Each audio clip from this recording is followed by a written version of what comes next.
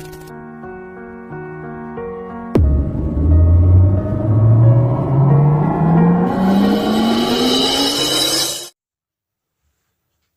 Morning students. तो आज हम आपके सामने प्रस्तुत हुए हैं revision of active and passive voice लेकर, जिसका कि आज हम और आप सभी मिलकर विधिवत अध्ययन करेंगे। इससे पूर्व मैं आपको कहूं कि जो पिछले वीडियोस में मैंने जो एक सेंटेंस आपके लिए दिया हुआ था, जिसका कि जवाब आया कमेंट बॉक्स में, उनमें पंकज तिवारी, अभिषेक पड़ितिया, संजय पड़ितिया, खुशी शर्मा, ज्योति नागर, सुमन मीणा, मनु सिंह, पंकज सिंह, अर्नव शर्मा, अनुकृति शर्मा, वेदांशी शर्मा, दिव्या गुजर आदि ऐसे विद्यार्थी थे जिन्होंने अपने कमेंट बॉक्स में अपना सही जवाब लिखकर भेजा। उनके लिए बहुत बहुत धन्यवाद। अब हम अपना स्टार्ट करते हैं revision of active and passive voice. Active and passive voice revision की ज़रूरत क्या थे? क्योंकि जब कोई भी टॉपिक क्लियर हो जाता है, एक बार पढ़ा दिया जाता है, पढ़ लिया जाता है, तो उसके बाद जब कंप्लीट होकर दोबारा रिवाइज करें तो वह विद्यार्थियों को बेहतर समझ में आता है। इसी उद्देश्य के साथ अपन ये स्टार्ट करते हैं revision of active and passive voice. तो एक्टिव एंड पैसिव वॉइस में जो सबसे पहले अपन लिया था कि कि एक सेंटेंस जो होता है, और वो किसका? एक्टिव वॉइस में। एक्टिव वॉइस में क्या है कि इसके अंतर्गत सबसे पहले एक सब्जेक्ट होता है, सब्जेक्ट के बाद verb, verb plus object plus others. इसको मैंने आपके इस तरीके से एक फैमिली एग्जांपल लेकर के बात कही थी कि यह सेंटेंस क्या है कि एक फैमिली की तरीके से होता है कि जो सब्जेक्ट है वो सब्जेक्ट क्या होता है? फादर। परिवार के अंतर्गत फादर का रोल अदा करते हैं और ऑब्जेक्ट जो है वो मदर का कार्य करती है, मदर। फादर और मदर के बीच में जो वर्ब है वो वर्ब किसका रूप लेते हैं? चिल्ड्रन, परिवार में बच्चों का। और अदर्स जो होते हैं वो होते हैं गेस्ट, गेस्ट। तो इस तरीके से हमने जान लिया कि एक्टिव वॉइस का जो सेंटेंस है वो फैमिली के बतौर हम किस तरीके से जाने कि father, mother, children and guest. और इसको हम किस तरीके से परफॉर्म करते हैं? एक छोटी सी स्टोरी के माध्यम से, जो कि मैंने आपको शायद पूर्व में भी कही हुई है और उसी को यहाँ उसको भी रिवाइज कर रहा हूँ कि एक दिन होता यह है स्टोरी के अंतर्गत कि ये फादर हैं, सब्जेक्ट जो फादर का रोल अदा कर रहा है, उनके पास गेस्ट अदर्स में से एक गेस्ट, कौन? इन चिल्ड्रन, बच्चों के मामा बच्चों के फादर के पास फोन करते हैं कि जिया श्री आप मेरे पास आए, तुरंत तत्काल आए, मुझे आपकी सख्त जरूरत होती है। तो ये तुरंत निर्णय लेते हैं आउट ऑफ स्टेशन जाने के लिए, बाहर जाने के लिए। अब जाते जाते इन्होंने क्या कहा? बच्चों की मदर से कहा कि आप आगे आकर के अपने परिवार को, अपने बच्चों को देखो। तो जो ऑब्जेक्ट निष्क्रिय था वो सक्रिय हो गया, अर्थात ये सब्जेक्ट का कार्य करने लगा। और जो सब्जेक्ट सक्रिय था वो क्या हुआ? ऑब्जेक्ट हो गया, जो निष्क्रिय हो जाता है। कहने का मतलब कि कोई भी व्यक्ति परिवार में सम्मुख सामने होता है तो वह कार्य करता है, और जब वह कार्य किसी कार्य से बाहर होता है तो वह कार्य नहीं कर पाता, उस समय निष्क्रिय होता है। जो भी एक्टिव होता है वो सक्रिय हो जाता है, कार्य करता है। अब होता क्या है, ऐसे में बच्चे लोग जो होते हैं वो अपना तीसरा रूप ग्रहण करते हैं, अर्थात राजसी रूप, जिसको कहते हैं थर्ड रूप। अर्थात इसका अभिप्राय ये है कि मैन वर्ब की थर्ड फॉर्म, मैन वर्ब की थर्ड फॉर्म। अब हुआ क्या कि जब बच्चों ने शरारती की, घर में ही चौके छक्के लगाए, लड़ाई झगड़ा किया, तो फिर मदर जो होती हैं, जो सब्जेक्ट के रूप में कार्य कर रही थी, वो हेल्प के लिए पुकार करती हैं, आवाज लगाती हैं हेल्प। तो अर्थात ये HV उपस्थित होती है सेंटेंस के अंतर्गत, और इन्हें हेल्प के रूप में क्या मिलता है, बाई रूपी, बाई रूपी लाठी अर्थात डंडा। इस तरीके से आपका एक सेंटेंस तैयार हुआ। और जब ये गेस्ट जो देखते हैं कि इस घर में इस तरीके से मारपीट हो रही है, तो चुपचाप अपने स्थान को ग्रहण करते हैं अदर्स, और अपने आप ये सेंटेंस जो एक्टिव का था वो क्या बन जाता है, पैसिव वॉइस। तो इस स्टोरी के माध्यम से क्या है कि हमने बहुत ही सरलता और सुगमता से एक एक्टिव से पैसिव वॉइस को बनाना सीख लिया। अब बात करते हैं कि इसके रूल्स क्या थे। जो रूल्स हमने देखे थे, तो एक एक करके शॉर्टकट में अपन को ये भी सीखते हैं। जो रूल्स थे वो ये थे, नंबर वन सब्जेक्ट को ऑब्जेक्ट के रूप में प्रयोग करते हैं, और ऑब्जेक्ट को सब्जेक्ट के रूप में। जैसा कि आपने देखा कि सब्जेक्ट ऑब्जेक्ट के रूप में प्रयोग हुआ और ऑब्जेक्ट सब्जेक्ट के रूप में हुआ। इस तरीके से हमने इसको देख लिया। एक और बात साथ साथ इसमें स्पष्ट कर दूं, जो नोट के अंतर्गत बतलाई थी कि सब्जेक्ट व ऑब्जेक्ट के रूप में कई बार क्या होता है कि नाउन का प्रयोग होता है, तो कई बार प्रोनाउन का प्रयोग होता है। जब नाउन का प्रयोग होता है सब्जेक्ट व ऑब्जेक्ट के रूप में, तो वो तो एज इट इज आ जाते हैं। अगर सब्जेक्ट है तो ऑब्जेक्ट के रूप में चला जाएगा, और ऑब्जेक्ट है तो सब्जेक्ट के रूप में चला जाएगा। किंतु जब उनके स्थान पर है, नाउन के स्थान पर किसी प्रोनाउन का प्रयोग हो, तो प्रोनाउन को क्या करते हैं हम, सब्जेक्टिव केस को ऑब्जेक्टिव केस में और ऑब्जेक्टिव केस को सब्जेक्टिव केस में बदलते हैं। ऐसा मैंने अपना सेकंड वीडियोस में आपको स्पष्ट किया था, समझाया हुआ था, और आपने बहुत ही अच्छे से उसे सीख भी लिया होगा। यहाँ तो रिवाइज कर रहा हूं सिर्फ कि आई को मी में बदलते हैं, तो मी को आई में, बी को अस में और अस को वी में, यू का यू रहता है अर्थात सेकंड पर्सन यू है, तो यू का यू, और थर्ड पर्सन के अंतर्गत ही को हिम में, हिम को ही में, सी को हर में और हर को सी में, इट का इट रहता है, दे का देम, देम का देयर। इस तरीके से हम ये प्रोनाउन सब्जेक्ट व ऑब्जेक्ट के रूप में चेंज करते हैं। अब बात करते हैं वर्ब की। तो वर्ब क्या है, जो हमारी वर्ब है ये टेंस के रूप को लेती है। तो यहाँ वर्ब में हमने टेंस के रूप में जो लिया है वो टेंस चार्ट तो एट लास्ट करेंगे। जिससे पहले हम सिंपली बात करें कि हमारी जो वर्ब है वो केवल मैन वर्ब की बात कर रहे हैं, कि जो मैन वर्ब है तो प्रत्येक पैसिव वॉइस के वाक्य में वर्ब की थर्ड फॉर्म यानी मैन वर्ब की थर्ड फॉर्म का प्रयोग किया जाता है। नंबर थर्ड पर क्या बताया कि आपका ऑब्जेक्ट से पूर्व क्या करते हैं,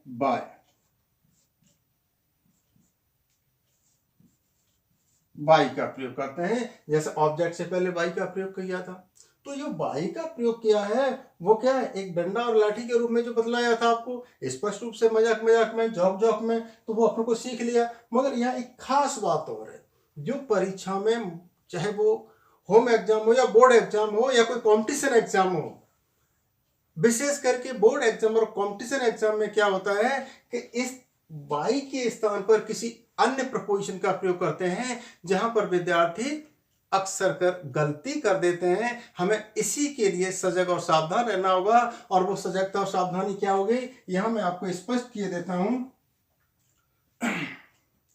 कि जो बाई है, बाई के स्थान पर,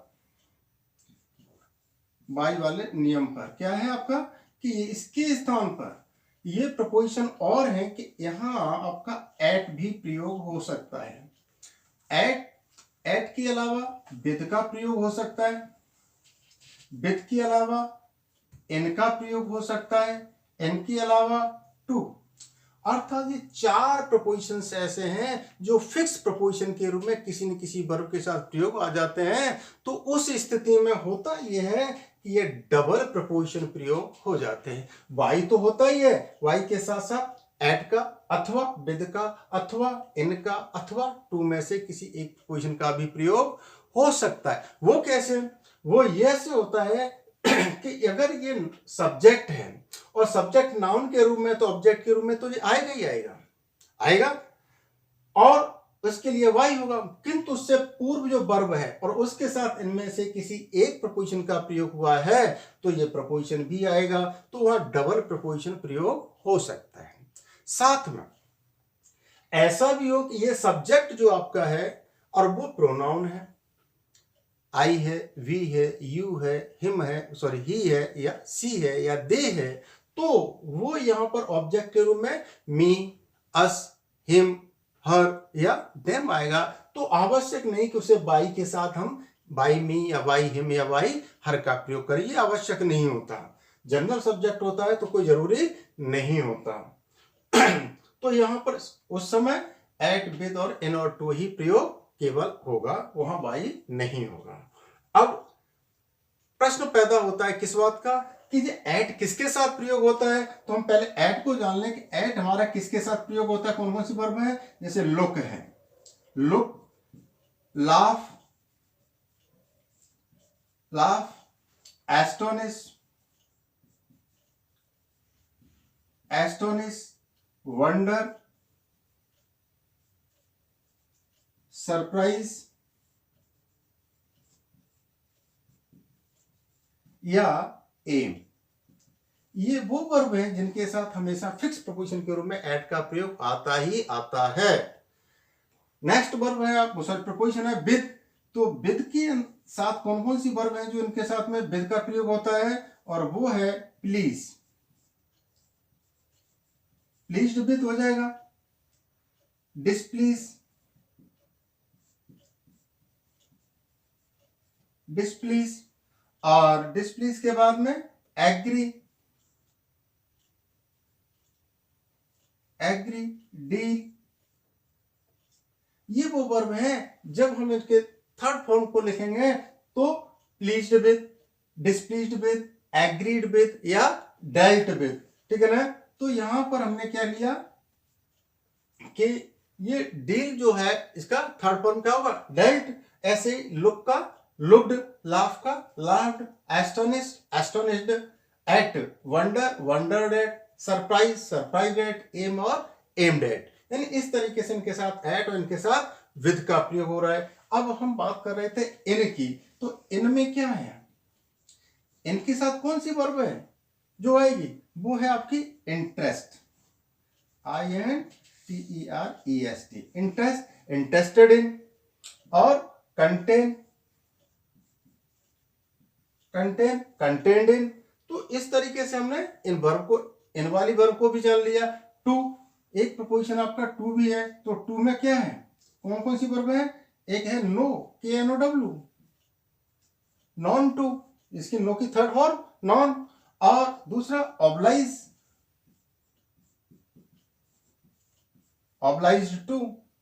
तो इनके साथ क्या होगा, ऑब्लाइज के साथ में ऑब्लाइज्ड टू हो जाएगा। तो इस तरीके से हमने ये चार जो प्रपोजिशन बतलाए थे वो आपके लिए बहुत बहुत महत्वपूर्ण है, वेरी इंपॉर्टेंट है, जो आपको ये वर्ब्स याद रखना चाहिए। और इन प्रपोजिशन के साथ में ये फिक्स प्रपोजिशन के लिए, फिक्स प्रोविजन के साथ साथ बोर्ड एग्जाम और कंपटीशन एग्जाम में जरूर पूछ लिए जाते हैं, जहां पर विद्यार्थियों से अक्सर मिस्टेक होती है। इस मिस्टेक से बचने के लिए हमें इस विशेष रूप से सावधानी रखनी होगी। अब बात करते हैं नंबर 4 की। नंबर 4 पर क्या है आपका नंबर 4 पर जो था वो ये है कि नंबर 4 पर एक्टिव से पैसिव केवल उनका ही बनता है जिनमें ट्रांजिटिव वर्ब का प्रयोग हुआ हो। कौन सी, transitive verb, transitive verb. Transitive verb का मतलब होता है सकर्मक क्रिया।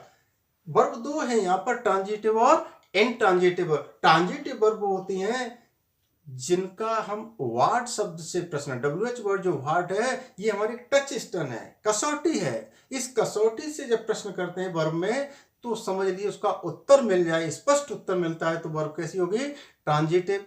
और अगर उसका उत्तर नहीं मिला तो समझ लीजिए वो इनट्रांजिटिव वर्ब है। जैसे वह पत्र लिखता है, क्या लिखता है, पत्र लिखता है।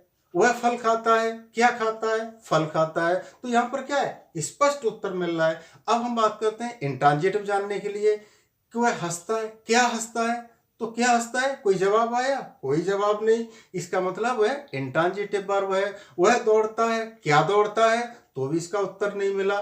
तो यहां पर क्या है, वो इंट्रांजिटिव वर्ब हो गई, होनी क्या चाहिए, ट्रांजिटिव। एक्टिव से पैसिव वॉइस बनाने के लिए ट्रांजिटिव वर्ब का होना बहुत ही जरूरी है। अब मैं बात कर रहा था नेक्स्ट 5 रूल्स की, 5वें नियम की। वो 5वें में क्या था, टेंस।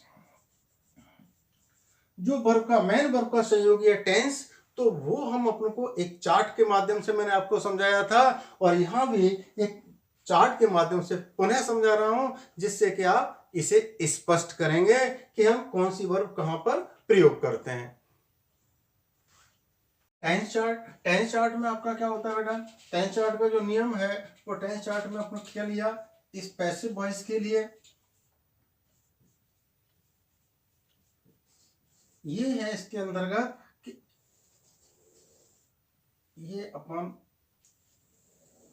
स्टार्ट किया,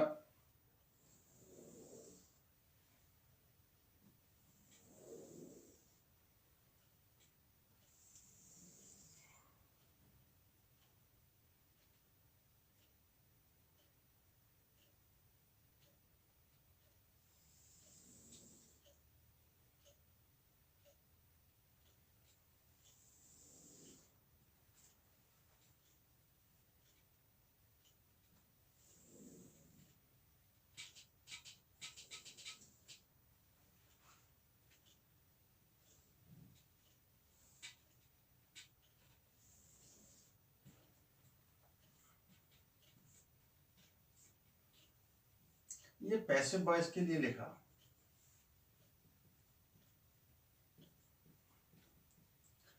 ये कौन सा टेंस है, प्रेजेंट टेंस, प्रेजेंट, ये पास्ट टेंस, और ये फ्यूचर। इट इज इंडेफिनिट,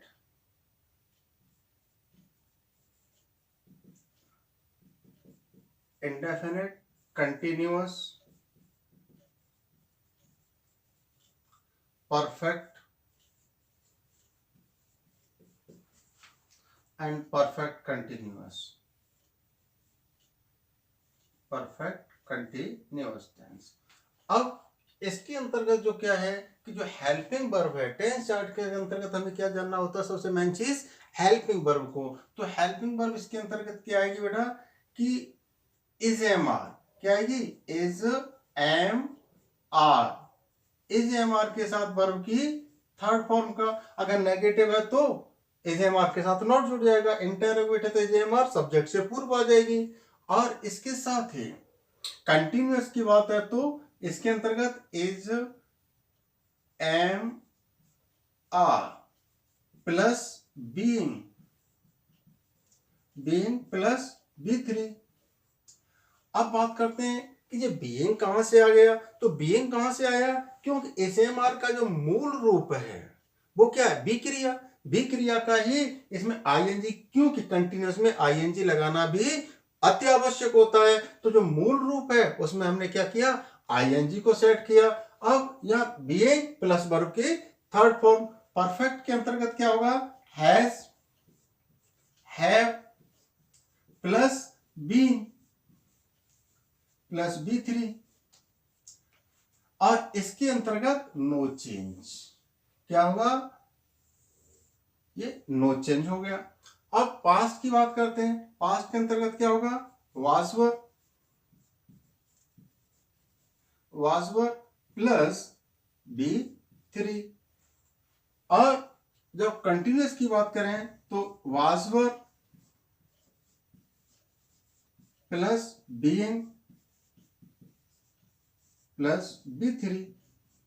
तो यहां हमने क्या सीखा, बीइंग में जो हमने मूल रूप बी क्रिया बताया था, बी में आईएनजी लगा दिया कंटिन्यूअस शो करने के लिए, मैन वर्ब की थर्ड फॉर्म। और यहां क्या होगा, हैड बीन, क्या होगा, had plus been plus B3। Next, जो परफेक्ट कंटिन्यूअस है इसका भी पैसिव वॉइस नहीं बनेगा, ये क्रॉस हो गया। अब बात करते हैं फ्यूचर की। फ्यूचर में क्या है, शैल या विल के साथ बी, बी प्लस B3। अब क्या हुआ कि जो मूल रूप बी था वो इधर आ गया बी क्रिया का, तो यहां पर जो बी लगती थी सेल बी और बिल बी के साथ आईएनजी, तो बी तो मूल रूप इधर आ गया, अब इसके पास क्या बचा, कुछ नहीं, अर्थात इसका मतलब ये भी क्रॉस हो गया, इसका पैसिव वॉइस भी नहीं बनता। नेक्स्ट आपका क्या है, फ्यूचर परफेक्ट टेंस, तो इसके अंतर्गत सेल या बिल, सेल और will plus have plus B3, have been, sorry, have been plus B3 का प्रयोग करते हैं, क्योंकि बीन इसमें भी, बीन इसमें भी, तो बीन इसमें भी आना था, तो हैव बीन हो गया ना। फिर B3 और फ्यूचर परफेक्ट कंटिन्यूअस की बात करें तो यहां से भी ये क्रॉस हुआ।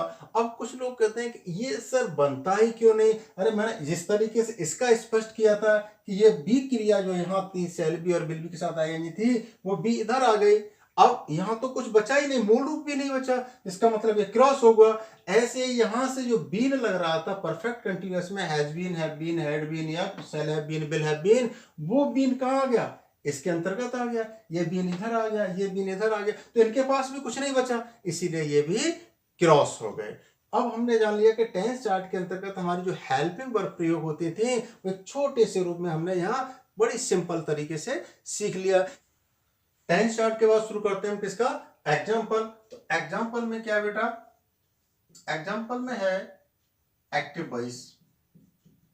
एक्टिव में क्या है, my friend, my friend gave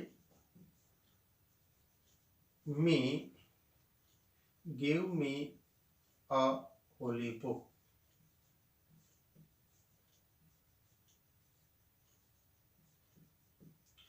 अब इसका हम पैसिव वॉइस बनाएंगे, तो पैसिव वॉइस में क्या होगा बेटे,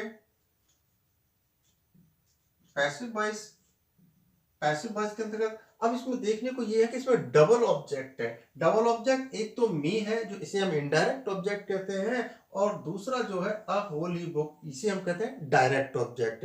यानी इनडायरेक्ट ऑब्जेक्ट और डायरेक्ट दोनों एक साथ एक सेंटेंस में आ गए, तो हम दोनों तरीके से वाक्य आसानी से बना सकते हैं। किस तरीके से, तो हम पहले मी से लेते हैं, तो मी का सब्जेक्ट क्या होगा, आई, तो आई को पहले लिखा, आई वाज क्यों लिखा, क्योंकि गिव पास्ट इंडेफिनिट को शो कर रहा है, तो पास्ट इंडेफिनिट में हेल्पिंग वर्ब क्या है, was.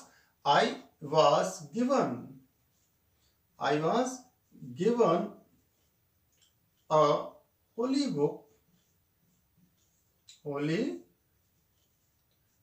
Book by my friend, my friend. अब हम बात करते हैं इसका सेकंड एग्जांपल। सेकंड का अभिप्राय है सेकंड सेंटेंस से। सेकंड कौन से, डायरेक्ट ऑब्जेक्ट से। डायरेक्ट ऑब्जेक्ट क्या बनेगा, अ होली बुक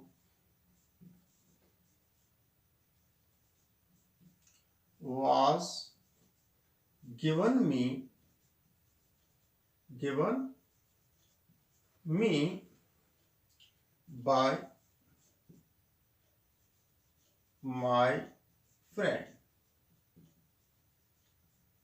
ये हुआ। अब हम एक दूसरे एग्जांपल की फिर बात करते हैं, सेकंड एग्जांपल, वो क्या होगा,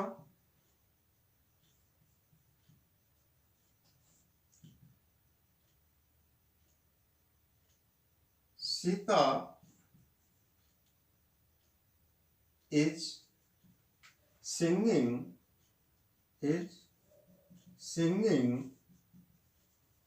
sweet songs, क्लियर। अब इसमें ऑब्जेक्ट क्या है, स्वीट सॉन्ग्स प्लूरल में, तो इसका पैसिव वॉइस बनेगा तो क्या होगा, पैसिव वॉइस होगा। तो पैसिव वॉइस में स्वीट सॉन्ग्स, स्वीट सॉन्ग्स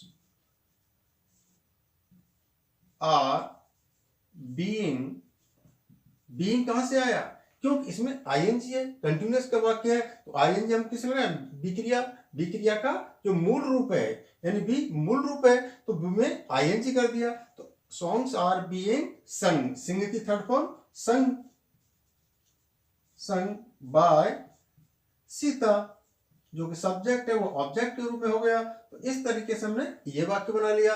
अब हम बात जो एक सरप्राइजिंग टेस्ट आपकी कहते थे कि एक एग्जांपल हम आपको देते हैं कि आप उस एग्जांपल को सही तरीके से जवाब लिखकर अपने कमेंट बॉक्स में देंगे, जिससे कि मैं आपके नाम को अगले वीडियोस में प्रमोट कर सकूं। तो वो एग्जांपल आपका सरप्राइजिंग टेस्ट क्या होगा, वो होगा कि आपका एक सेंटेंस दे रहा हूं, एक्टिव पैसिव आपको करना होगा,